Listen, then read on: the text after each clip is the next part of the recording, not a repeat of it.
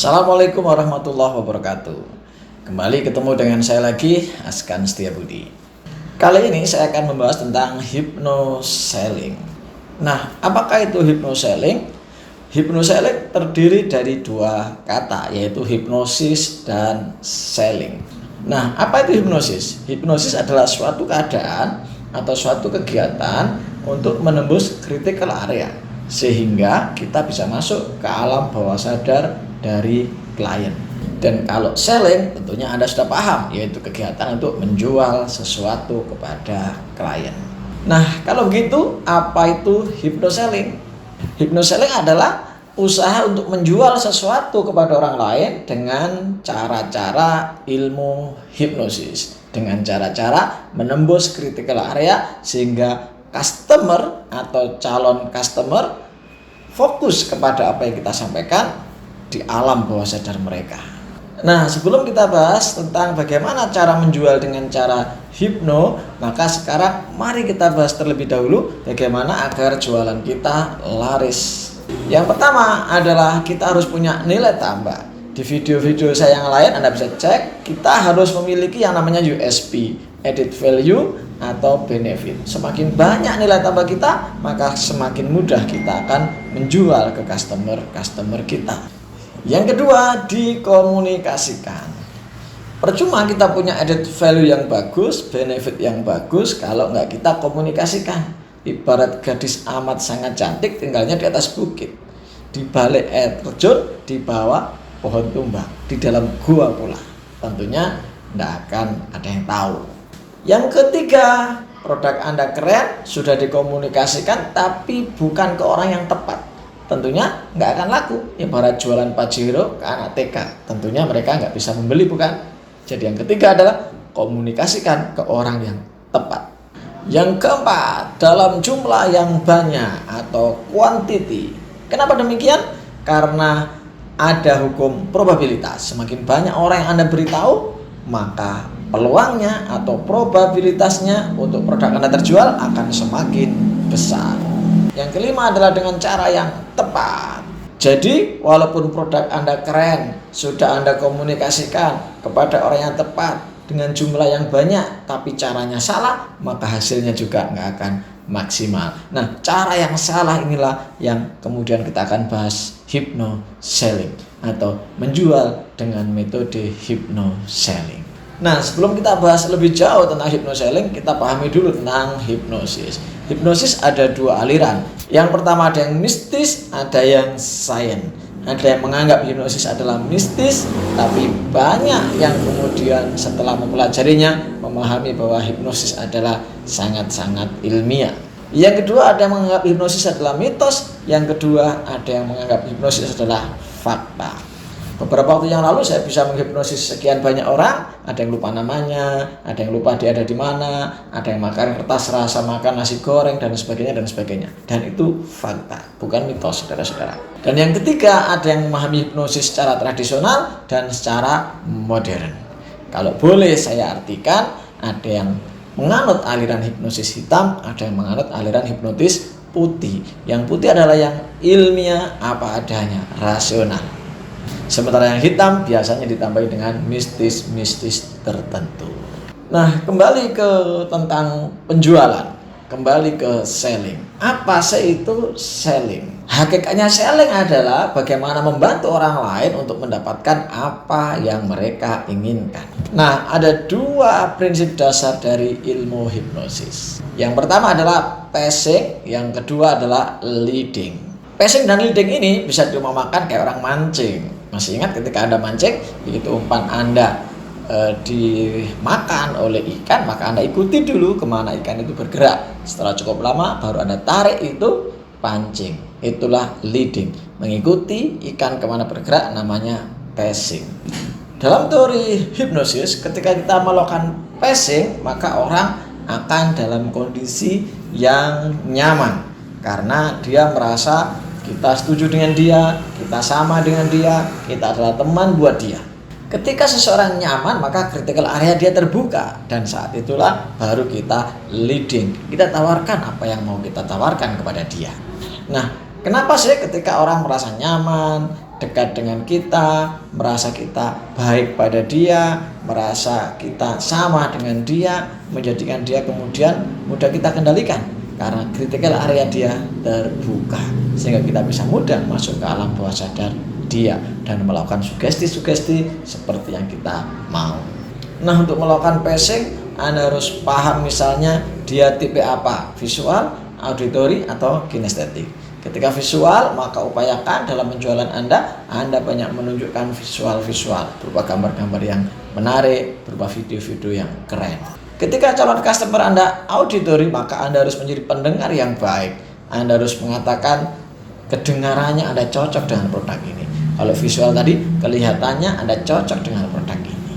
Sementara kinestetik adalah perasaan.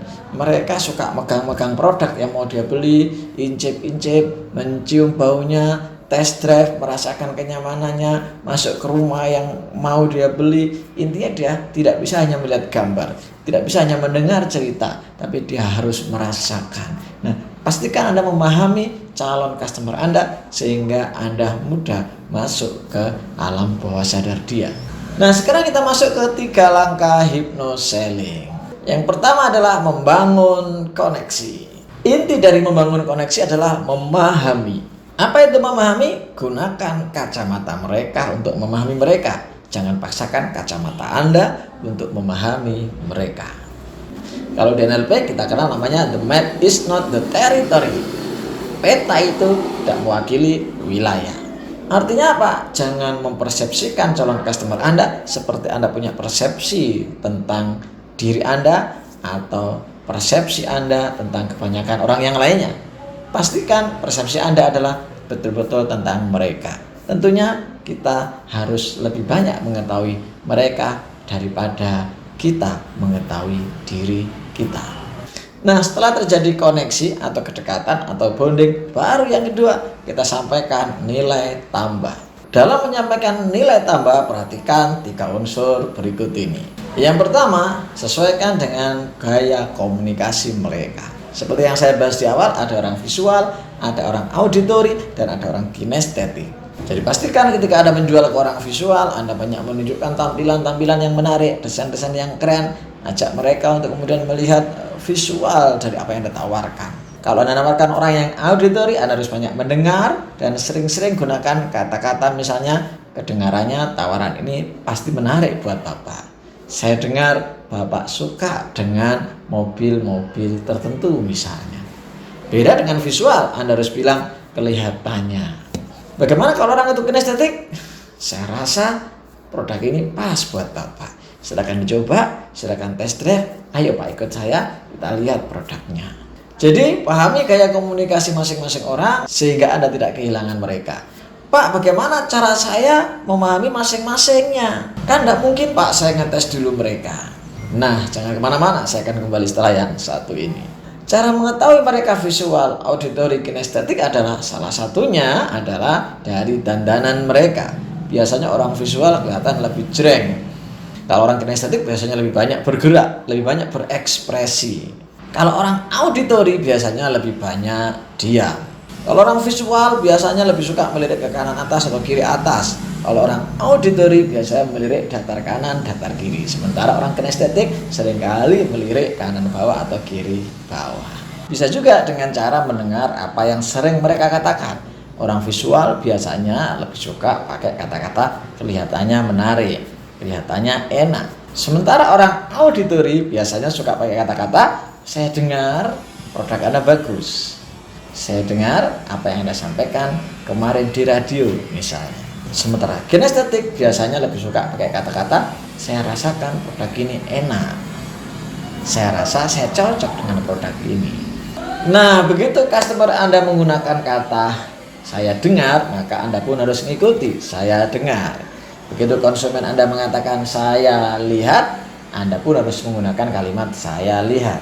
Begitu customer Anda menggunakan saya rasakan, Anda pun harus menggunakan kalimat yang sama, yaitu saya rasakan.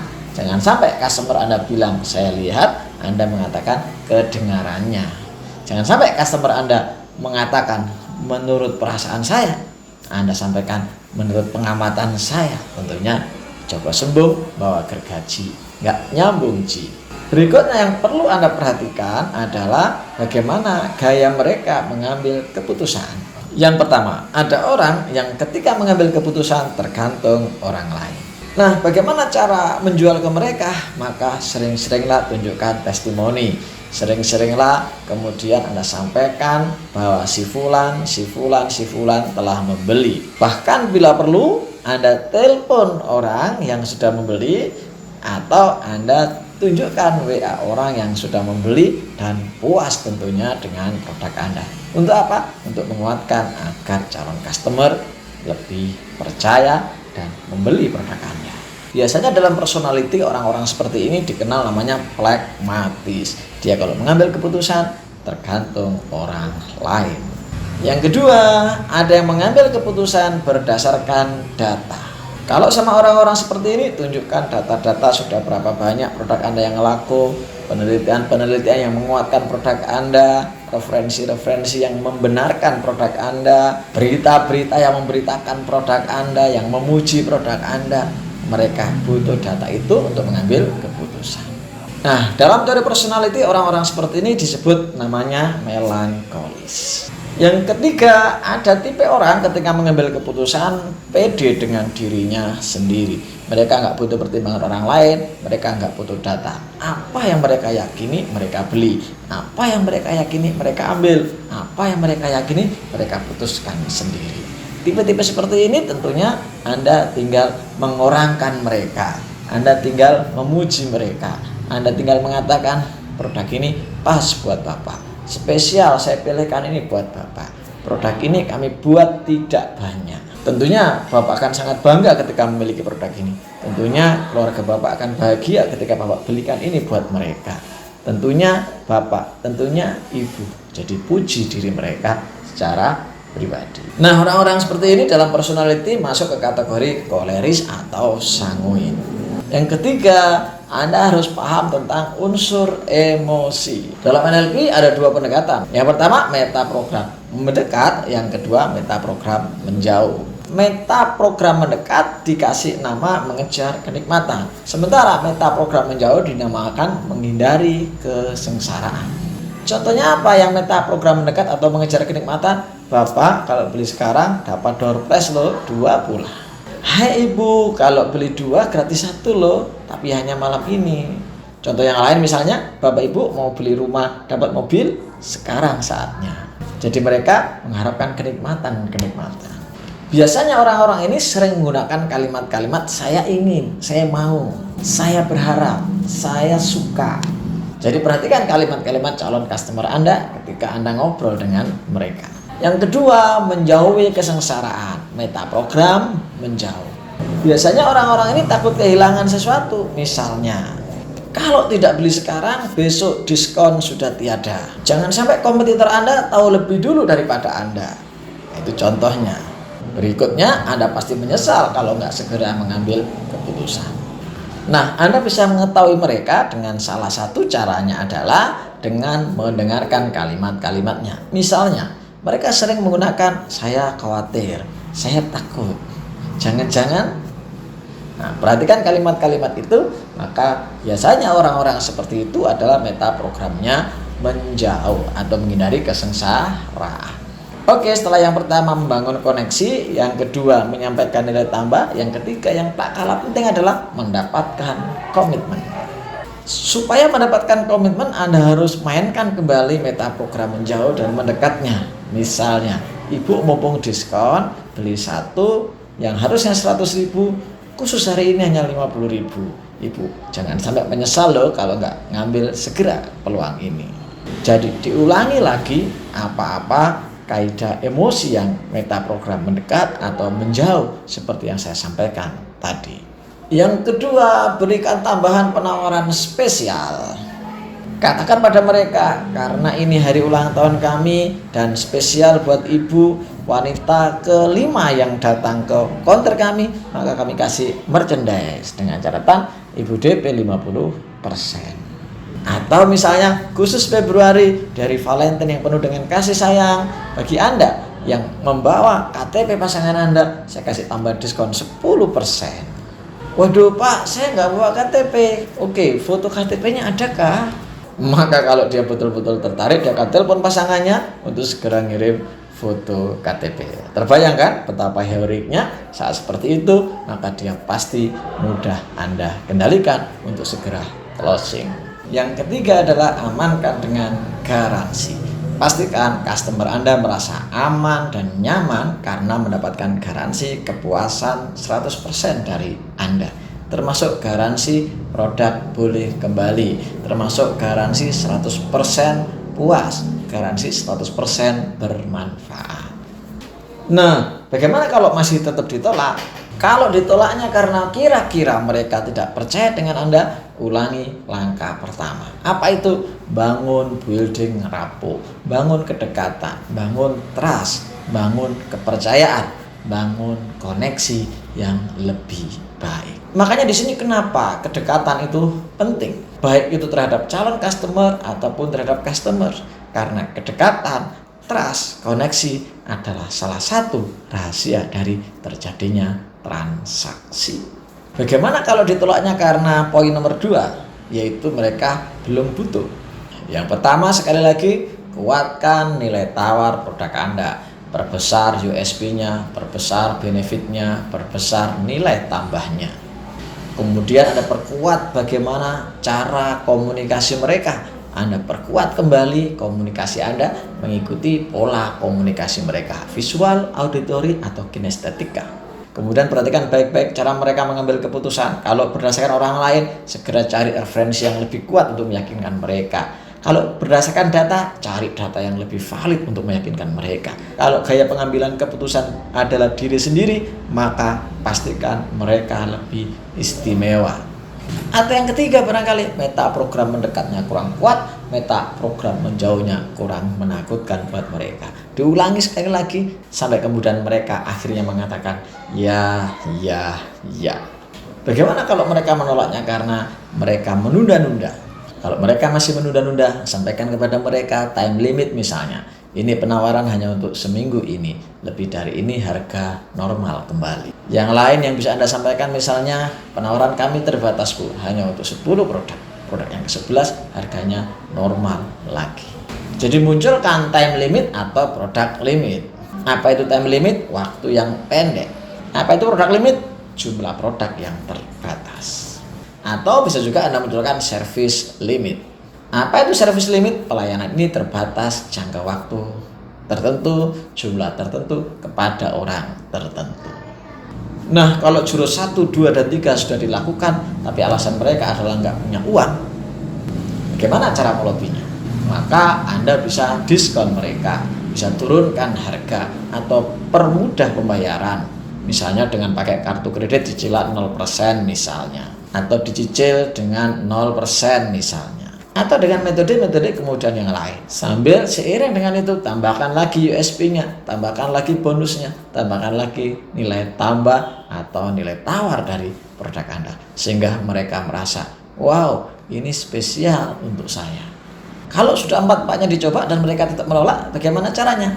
Dengarkan mereka, dengarkan keluhan dan keberatan mereka, dengarkan alasan mereka. Kemudian katakan, saya paham apa yang Ibu maksud, saya paham apa yang Ibu katakan. Saya dulu juga merasakan seperti Ibu. Saya pernah mendengar apa yang Ibu katakan dari customer yang lain.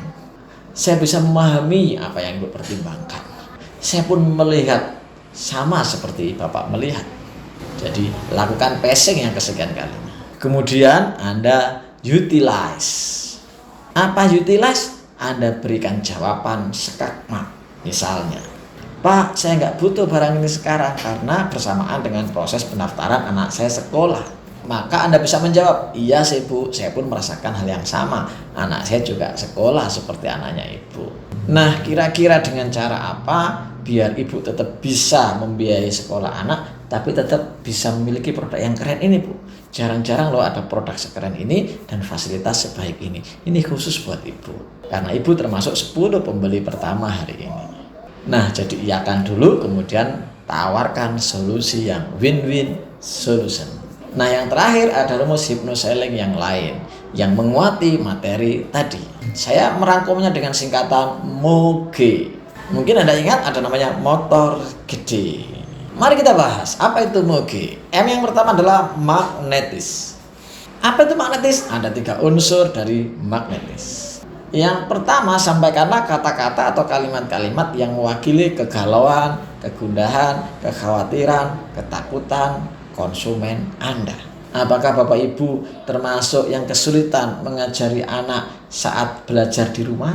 Apakah Anda termasuk yang khawatir dengan perkembangan berat badan Anda? Apakah Anda saat ini lagi kebingungan bagaimana mencari sumber nafkah? Itu yang pertama, magnetis. Poin magnetis yang kedua adalah solusi. Misalnya, luar biasa, dalam 5 bulan turun berat badan 40 kg. Kalimat-kalimat magnetis solusi yang lain misalnya, hebat nian anak ini, saat pandemi malah menghasilkan omset miliaran rupiah. Misalnya yang lain adalah, bagaimana masuk perguruan tinggi favorit dengan cara semudah membalik telapak tangan. Kalimat-kalimat magnetik berikutnya adalah data-data yang mencengangkan. Misalnya, tahukah Anda gara-gara pandemi ada sekitar 20 juta orang yang di PHK? Fakta yang mencengangkan lainnya adalah, menurut WHO, banyak anak-anak yang mengidap penyakit kejiwaan gara-gara kecanduan gadget. Intinya adalah sampaikan data-data yang valid tentang apa yang terjadi di sekitar Anda saat ini. Nah, setelah mereka diguncang dengan M, distorming dengan M, baik itu data-data yang mengejutkan, baik itu kemudian solusi-solusi yang menakjubkan, atau mungkin masalah-masalah yang selama ini memang mereka pikirkan, mereka akan mengalami sebuah trans, kegalauan. Nah, di saat itu lanjutkan dengan optimisme. Misalnya dengan kalimat, Bapak Ibu tidak usah khawatir, kami punya solusinya. Bagaimana cara terapi anak yang kecanduan gadget. Kami punya solusinya, bagaimana turun 5 kilo dalam seminggu. Optimisme yang lain adalah misalnya, kami punya rahasianya dan sudah terbukti selama 10 tahun bagaimana masuk di PTN favorit dengan cara yang mudah, semudah membalik telapak tangan. Optimisme. Jadi M, magnetik, kalimat-kalimat yang bombastis yang mengguncang kesadaran dengan cara menunjukkan data-data yang mengejutkan, dengan cara menyampaikan fakta-fakta yang berupa kekecewaan, kegalauan, ketakutan, dan berbagai shock terapi yang lainnya bisa Anda lakukan di kalimat M. Yang kedua, Anda tunjukkan bahwa Anda bisa mengatasi semua itu, yaitu O, optimisme. Dan yang ketiga adalah G, greget. Greget ini dengan cara-cara seperti yang saya sampaikan tadi, meta program menjauh dan meta program mendekat. Dan yang terakhir adalah pastikan customer Anda melakukan eksekusi. Moge, M, magnetik, kalimat-kalimat pancingan yang menjadikan mereka terstorming, terguncang, berpikir begitu. Yang kedua, O, sampaikan optimisme bahwa Anda punya solusinya. Dan yang ketiga, G, bikin mereka segera beraksi karena meta program mendekat dan menjauh yang Anda mainkan. Kemudian yang E adalah jangan lupa pastikan mereka eksekusi. Entah dengan DP 100.000, DP 50%, atau mengisi formulir, atau apapun itu, yang penting kemudian mereka eksekusi. Demikian yang bisa saya sampaikan. Ketika Anda melakukannya dengan halus, dengan cepat, dengan pede, maka insya Allah customer akan kelepek, akan nurut dengan Anda, akan membeli produk Anda. Demikian yang saya sampaikan, kurang lebihnya mohon maaf. Sampai ketemu lagi di video saya berikutnya. Salam star, assalamualaikum warahmatullahi wabarakatuh.